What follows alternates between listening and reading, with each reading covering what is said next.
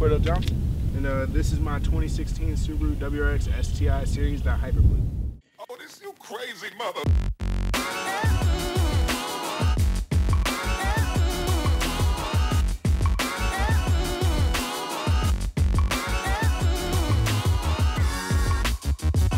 So what makes the Hyperblue Series the Hyperblue?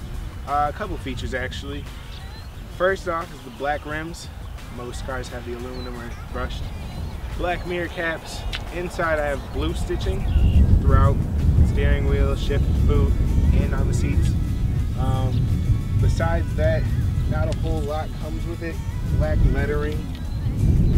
Everything else, of course, the bright blue paint. That is one thing I do like when I turn my car on. It does return the favor. So some features I like about the Subaru 2016 model year specific, well 2015-2016. The Bluetooth connects really quickly, which is a really nice commodity in cars these days. Is not a lot of them connect within 5 seconds. This car does have a quote-unquote drift mode. Not as easy to go into as the new Focus RS does, but I can use my seat center diff control, send the power 80% to the rear, turn off traction and stability control, and go on about drifting and having a good time. This car does come with a Harman Kardon speaker system with one in either door and a sub in the back. There's also two in the front dash. This car does hit pretty hard in the base area with the subwoofer in the cabin instead of in the trunk where they're usually located. I got this model specifically with the mirror with HomeLink and navigation. That allows me to put up to 3 garage door codes in my mirror to use them as a garage door opener, which is very convenient for me. I actually use all 3. But for overall drivability of this car, it does get 0 to 60 in my personal test in between 4.85 seconds. I haven't found a top speed yet. Haven't taken it to a track, so I wouldn't know that yet.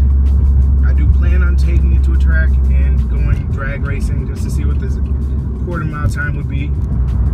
This car does put out 305 horsepower and 290 foot-pounds of torque from the factory.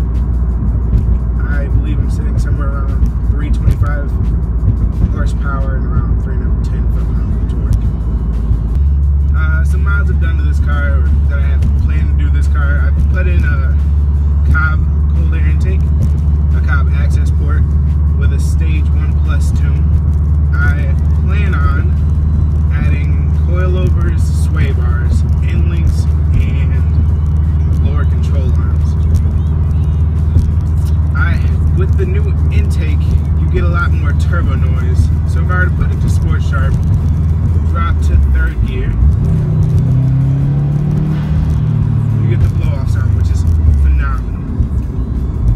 My max boost has been 20.1 with the stage 1+ tune, and I've had no issues with that at all. So yeah, this car has done great through the winter. I usually set it to Auto Plus with my C-Diff control, and probably about, I've pulled 2 cars out of ditches actually, which is pretty fun when they see what they think is a riced out Subaru Impreza show up and pull their car out of a ditch. That is actually a new thing for the 2015-2016 model year. The Impreza name has been dropped and it is now just a Subaru WRX, completely separate from the Impreza line of cars. Not a lot of complaints on this car, honestly. Sometimes it can be a smidge bass heavy, but that's to be assumed when there is a subwoofer in the cabin. It's not very stealthy with the bright blue color. Along with the window tinting I have done, I have 5% all around and a 8-inch sun strip on the windshield. So that's my review. Thanks for checking it out. Subscribe, like, comment on the video what your thoughts are, and we'll see you in the next one. Peace.